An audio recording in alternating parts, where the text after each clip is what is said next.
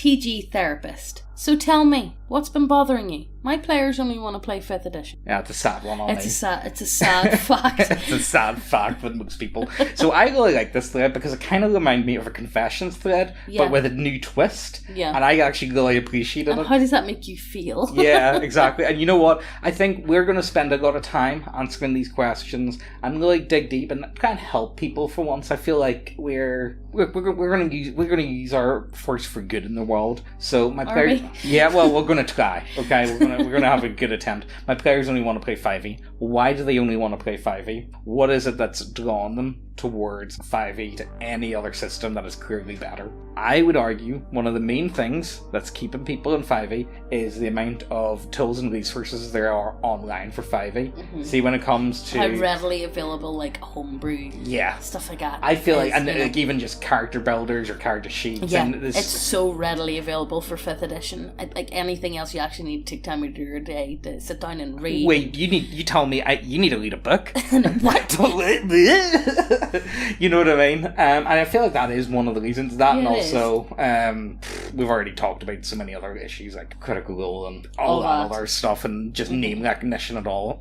Look, you guys get it. Let's just keep going, will we? 2 of my group basically never show up. 1 constantly cancels last minute. 2 have families that regularly prevent them from gaming. Canceller has the fucking nerve to think she can run a game. And the family men are 2 of 4 in the group I could rely on. Look, that's just a problem. That's the problem of being an adult.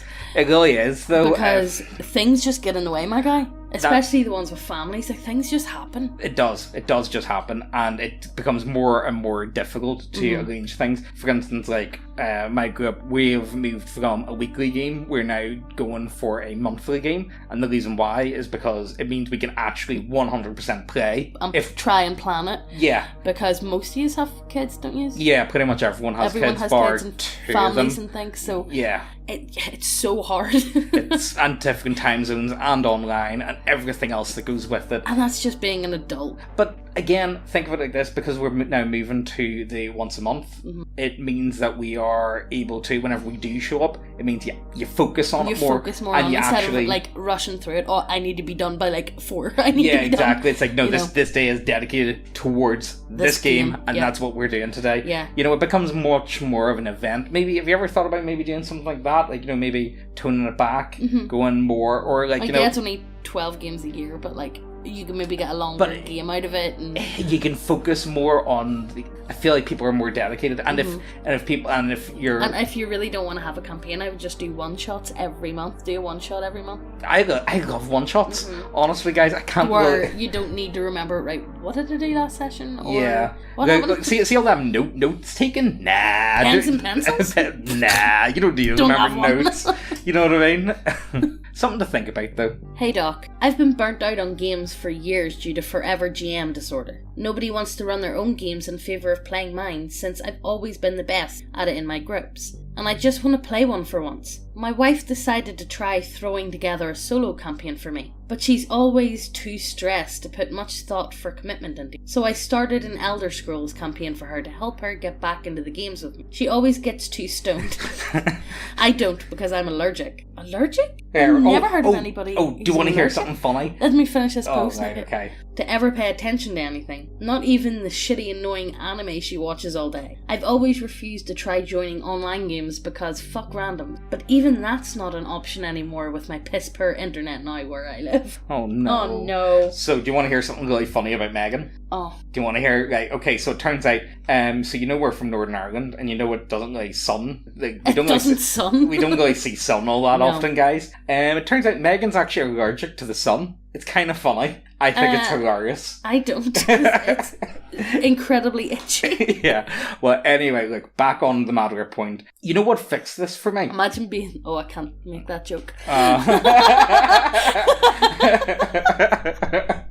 Okay, well, you know what? You know what I would say about the forever GM disorder? The problem is, it's your players. Your players... It's easy to be a player. It's hard to be a DM. It requires a lot more undertaking and a lot more commitment. And what changed that for me was, so I was just playing 5e for ages, and the odd game was something else, but it was mostly 5e. And I never really wanted to run a 5e game because it was maybe like Forgotten Realms or whatever. I never really thought, I was never overly interested in a lot of the generic settings. Yeah. You know, I'd maybe do a Dark Sun. I'd maybe do Dark Sun, maybe Spelljammer, but that would be about it. And I don't really... Forgotten Realms is just not something that I'm terribly interested in, but I started getting more and more into Morkborg, and that has changed my view on it completely. That, whenever I come across it, I want to DM the games. I don't want to be a player. And because maybe I find the world more interesting, even though it's... Which makes you want to DM. Yeah, exactly. Yeah. And I've never had the time to be able to invent my own universe because time investment, you know what I mean, guys? It's that type of thing, and I feel like that's what fixed it for me personally. It's a little shame, man. I would honestly say try and find people online. Yeah, try online games. There is people online that are actually decent. It's hard to come by. Most of them are terrible.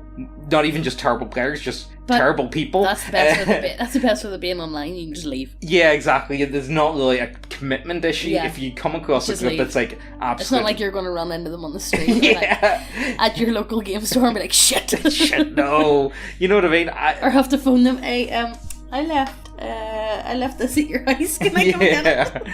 Honestly, just leave. Dip your toes in, try and find an online game. If you don't find one, what else can you do? But you do need a break from it. You can't DM all the time and be happy. You know, it's a yin and yang to it all, you know? I've been writing my own system for like 2 years. I haven't playtested it once. Whenever I feel like playtesting it, I'm busy IRL. When I have the time and place, I don't feel like it, or I'm reworking a mechanic so the rules need to be tidied up before I can show them to other people. I really don't want to force myself to play it, but I still need to have it playtested. Yeah. If you don't want to play your own game... Yeah, if you don't want to play your own game, I don't know what to tell you, man. Exactly. That's not good. You know, I've been getting on to... Right, so if you guys don't know, Garbu's been working on his Veil Lighter system forever now, and I mean forever, and I think it's ready.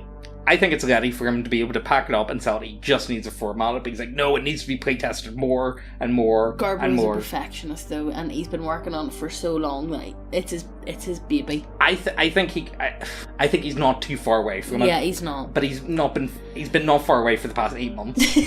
Let's be serious. I think it's at the point where, man, just format that, get it into a big format, and get that out the door, because it is genuinely a really good system. It's such a good system. I was playing it for a good few months. I really enjoyed it. I really liked the action point system in it. It was a lot of fun, and it was very different. And look, again, it's not a difficult goal set. Anyone can pick it up and play it if you're familiar with somewhat. Look, if you can play 5e, you can play Veil Lighters, even though it's not really. It's not. It's very different. Look, it's a D20 system, so what do you expect? You know what I mean? Yeah. You're not going to get anything that different from a D20 system. You know what I mean? But it comes from like Garbo's mind. Yeah. It's very good. I've been saying to him, it's like, man, you need to pack that up. You need to do that and start writing adventures. You need to turn your stories also into adventures at the same time. You know, and I don't know. Look, guys, check it out if you get the chance. My girlfriend, who's a part of the group I GM for, I know, big mistake, but she's really into it, has started really hitting it off with another one of my players. Ugh. Not in a romantic sense, but in a roleplay sense. They come up with a bunch of different ideas on how their characters can interact and future character concepts for different games. Meanwhile, I'm sitting there trying to keep everything to myself as GM, and to be impartial at the table as befits my role, but feeling uneasy the entire time. I have talked with them both about this, and they have told me it's entirely platonic, but I always get the feeling he's simping hard for her, and it always puts me on edge. I don't want to break it up or kick him. Again, it's all above board right now, and if I do so, it could be seen as really petty to do so. Also, the dude's a friend of a friend who's also at the table, and he vouches for the guy, but still. Am I being schizo TG, or just a cuck? Look, check your DMs. No, all I'm saying is, if you feel like there's something sketchy going on, I buy into gut instinct a lot of the time. I believe that human beings have, you know what I really despise is people like that go like, oh, do you have a source to back that up? It's like, no, I made it up. You know what I mean? I believe the human instinct has been keeping us right for many thousands, if not millions of years. I do think it's important to listen to your instincts, and if your instincts are telling you something doesn't feel sus, I think, like, you know, think about it. However, you know, at the same time, it could just be friends. It could, you know, the thing is, but you need to remember, role-playing games, they're hypersocial. They're hypersocial. So again, at the same time, this is kind of, and it will be checker socials. It will be seen as hyper petty if you do just turn around and kick the fella. I know. And it honestly could spiral out into a big situation. You seem like a gimp. You will seem like a gimp though if you just turn around and just kick him. You need to go about this. And then it could turn into a massive argument, you and her. Yeah. Like, do you not trust me? And all that shit. This situation is covered in, it's a little landmine. And do sneaky research. Yeah, you're going to have to, like, there's not going to be an easy one for you to overcome. Sneak. But again, if your instincts are telling you something, I would say maybe look into it, at the very least.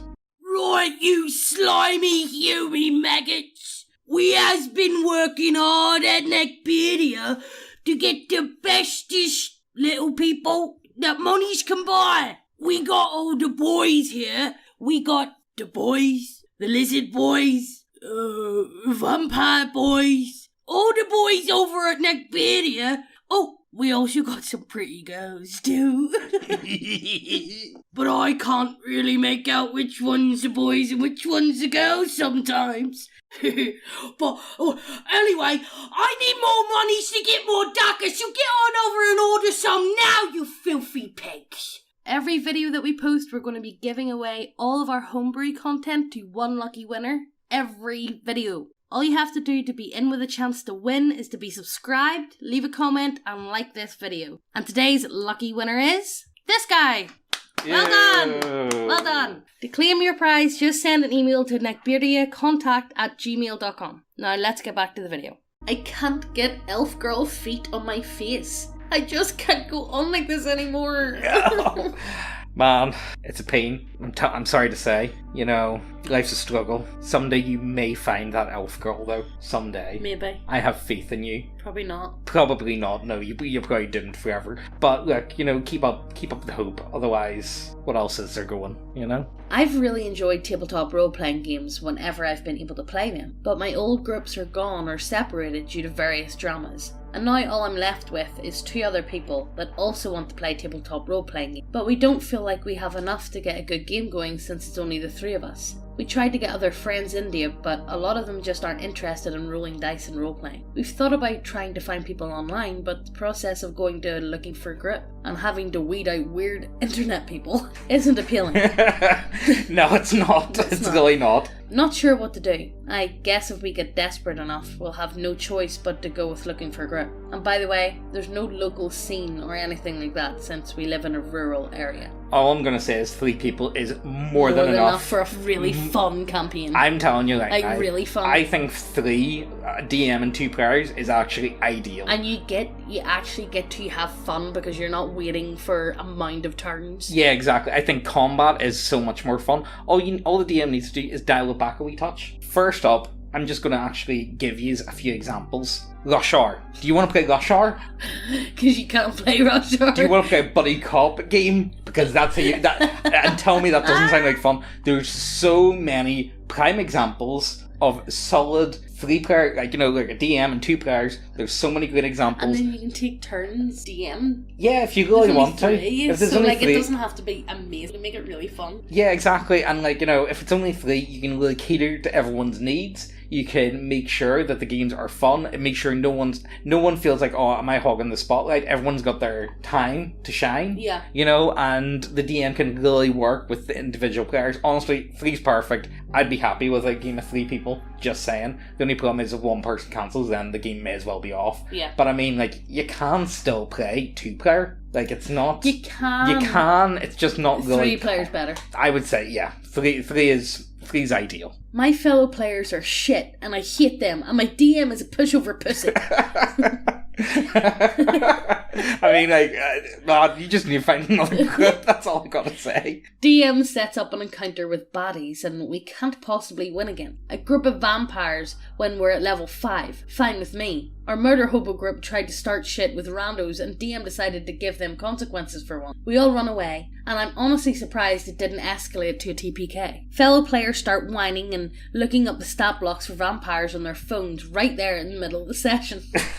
Alright, okay, fine. Start sharing HP, AC, and vampire spells and vulnerabilities, but also passive-aggressively suggest the DM might unfairly change the stat block. I want to work around their metagaming by having my wizard go to a library to research vampires, undead, cults, etc. And then they treat me like I'm brain dead for doing so and say, we know what to do. Why are you wasting our time? Alright, okay, sure, whatever. This shit fucking sucks. I'd rather be no games than scolded and treated like a moron for trying to fight fair and for not attempting to roleplay when no one else fucking does. Yeah, honestly, like, man, it's a give. Like, all I'm gonna say is it's a give and take relationship. The thing is, metagaming is hard not to do. Sometimes it is very hard not to do. Like, you know, like if you've played for a long time, you're going to know the stats of monsters. Yeah. You're just going to know them. Everyone knows certain stats and certain like everyone knows what the goblin stat block looks like. Okay. Oh yeah. You know what I mean? Everyone's got a good understanding of what vulnerabilities are to certain things. I think it's okay if you just turn around and say to the DMs, like, does this sound like something my character would know? Would I have any in-game knowledge? It's like, okay, go for that. Yeah. Okay, yeah, I think I do. Or if you've got anything in your background, for instance, if you've got, like, you know, giant as a language, you know giants. Yeah. Okay? You know the weaknesses, you know all about them, that's fair enough. Yeah. You know, what can you do with these people though? Like, you know, I don't know. I feel like it's almost like a level of the key to any neckbeard is self-awareness. That's what I think brings about most problems with neckbeards. I believe it's their lack thereof of ability to look at the world not from their own perspective. Yeah, which is impossible to do for them. Yeah. Their stand of their world is themselves. Yeah. I regularly daydream about my Warforged Barbarian, a character I've made for a game I haven't played in. Falling in love with a Dark Elf Druid, another character that doesn't exist because the cute nerd girl playing her also doesn't exist. It would turn out that my Warforged was made by an extinct dwarf clan for the sole purpose of killing dark elves, and my original programming would reassert itself and I go on a rampage, but the bond I've cultivated with the druid would snap me out of it. The non-existent nerd cutie would enjoy the role-playing experience so much that would start dating outside of the game. This isn't the first time this has happened. I've previously fantasized about giving my characters romantic arcs with non-existent female players. Every time I go outside my current all-male group, all the girls are fat. No! I mean, that's kind of funny, not gonna lie.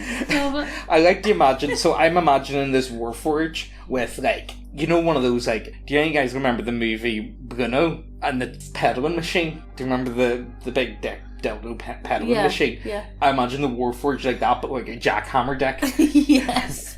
That's what I imagine. Yeah. Fully automated. Yes. That's what, yeah, something like that. I'm not going to speculate on anything like Dark Elves or anything like that. Let's just keep going, will we, guys? I'm a player in a 4-man RPG where the fourth slot is a revolving door of short-lived sociopaths who make at least 20% of each session awkward and uncomfortable. This might be me. I've been playing on a lot of random games recently. Is this me? I can't simply substitute a friend in because the GM has a waiting list, apparently. And they're all insane enough to get booted out after 2 sessions. Like, they're being recruited from a mental ward. Yeah. I know a few guys like that. Yes, today. Someone with high-functioning autism who argued about everything and could not comprehend sarcasm, like an alien. Someone who made a female character and tried to do ERP light with the rest of the party all the time, despite sounding like Team Fortress 2 Scout, did not read the rules and also ground the game to a halt every time it was his turn to do something. Someone else who didn't read the rules and got mad when he was asked to do so because it's just like game, I have life, dude. Yelling at his wife in the background. And a baby can be heard crying through the mic. Is this you?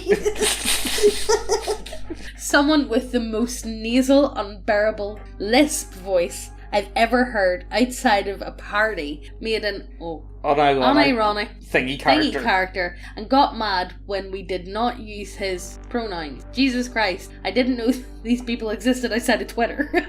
But overall, Doc, you know it's a fun group, and I haven't been able to hang up the GM mantle for 3 years, so you know I'm counting my blessings. The rest of the guys are swell. Well, look, you know what? It's only one player slot, and honestly, if you keep going like this, do you really need that 4th player? Do you really need? Do you really need that extra player, or can you just ask the DM, like, can we just fit this for like a 3-player game instead of a 4th? It would be a lot easier on us all. Yeah, it would. Can we just go? Can we just not invite the psychos?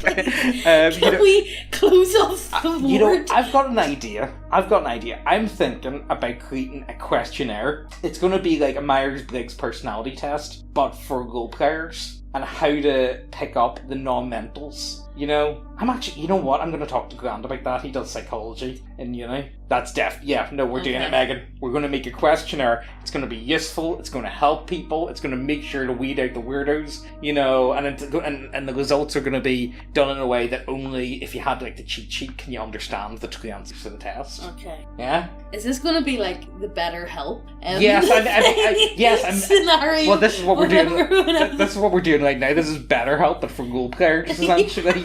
Like, if you, like, okay, you know what, if any, like, this is going to be a subscription service now, guys. If any of you guys want, post your own. For public, everyone can see it. Yeah, make sure it's public. Yeah, post your own ones down below, and if you just send us $9.99, we will give you public therapy for everyone to hear. In other words, tell us about, like, I don't know, what your uncle done when you were 10. Yeah, talk about the really horrible stuff. Like, Maybe not. Let's just leave it here. Like, if you've got problems with your role playing group, or if you've got any issue on your mind, leave them down below, and if we get enough of them, we'll do a video on it. How does that sound? Because this is kind of fun. I thought, like, you know, the problem is, for me, confession threads are kind of, they were getting very stale. I wasn't really feeling them, and anytime they were being posted. Stale? What? Stale water that you can get. Yes! Steel water. On our website. I'm actually in the process of turning it into a Foundry download. So, you know, that's going to be a thing. And if you buy it, you're going to be able to get the Foundry one, because I'm going to make sure of it. Like, you know, if you buy Steel Water, you should be able to get the Foundry download. So like, check out that and the models. Yeah, and everything that goes with that. Yeah, dab on the per DMs that show up with like trash Leaper models, and then you show up like Giga Chad that you are with the Neckbeardia finest. James is thinking about renaming the workshop. Oh, I was really thinking about renaming the website to James Workshop. Or do you think James Workshop will come after us? I think James Workshop. Give us your opinion down below. You know, because the thing is, right, what I really want to do is I want the website to be able to stand on its own, if that makes any sense. No, that's not it. Why? What do you think? Because you want to show people your website, but you don't want them to know the name of the channel. Yeah. That's it. Okay, guys, do you want to hear a funny one? We'll wrap up so we'll all hear. So I went for a job interview. It was a marketing executive job for a estate agents. So pretty nice job, and I think I've got a lot of experience. Real estate or whatever they call it. Real estate boy. I don't know, America. So anyway, I go on in, talking away to them, answered all their questions. But like, they're watching this because they know the name of the channel. Yeah, they do. So they asked me, it's like, so what is actually your channel? It's like, well, I'd rather keep that separate. You know what I mean? If that's okay, but I can show you like the back end. I can show you my stats and figures and all that sort of stuff. You know, keep it professional and all that. But anyway, I keep going. And one of the boomer fellas that was working there, he had no idea what 3D printing was. Like, he thought I was like printing out pages or something and selling it. I was like, no, it's like they're like models and people paint them, and you know what I mean. And he just kind of looked at me with like that, you know, that stupid fucking smile that boomers have. James can say this night because they rejected him. Yeah, look, I'm getting there. Anyway, so it came to the end of the interview, and they're like, right, okay. Well, can you show us your website? So I went to try and get my website up. I'm pretty sure they had a thingy blocker on anyway. Yeah, because James brought in his tablet. Yeah, I got a tablet in with me and was connected to my phone. I'm pretty sure they were recording the interview anyway. Probably. Like, you know, I'm pretty positive they were, because the boomer fella kept turning around and looking at the shelf behind him. It was really weird, guys. No, okay, you know what? I'm going to spill the beans. This wasn't an actual interview. This was the MI5. No, this wasn't MI5. This was couch.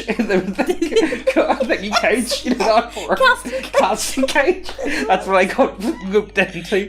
Anyway, so yeah. Anyway, look, internet didn't work on the tablet, end up fucking using that boomer's phone to show him. Like, you know, and I knew exactly... The fella handed James his phone to type in the website, but he opened him up on Bing. I know, the sneaky wee fuck. Bing! I know, it's like, how the fuck do I get on incognito mode?